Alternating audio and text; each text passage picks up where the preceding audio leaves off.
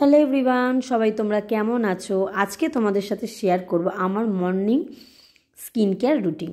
তো সেরকম কিছুই না, কারণ হচ্ছে আমার স্কিনে কিছুদিন আগে একটা প্রবলেম হয়েছিল, মুখের মধ্যে একটা অ্যালার্জি হয়েছিল। তার জন্যই আমি সেরকম এখন কিছু স্কিন কেয়ার সেরকম করতে পারছি না।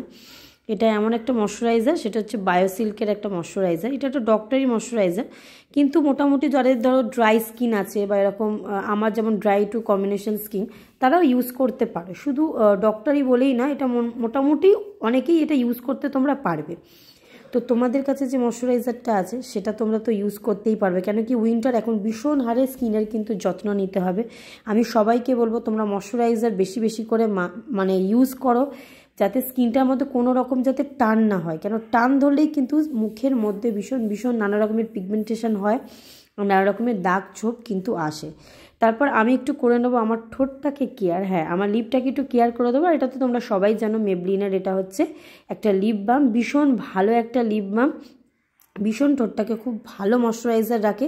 আমার তো ভীষণ ফেভারিট, আমি সারাদিন এটাকে লাগাই যখনই আমার লিপটা ড্রাই হয়ে থাকে তখনই। তো এটা ড্রাই লিপের জন্য কিন্তু ভীষণ ভীষণ ভালো, তোমরা সবাই ইউজ করতে পারো। সো এখনের মতো আমার কিন্তু স্কিন কেয়ারটা কিন্তু কমপ্লিট।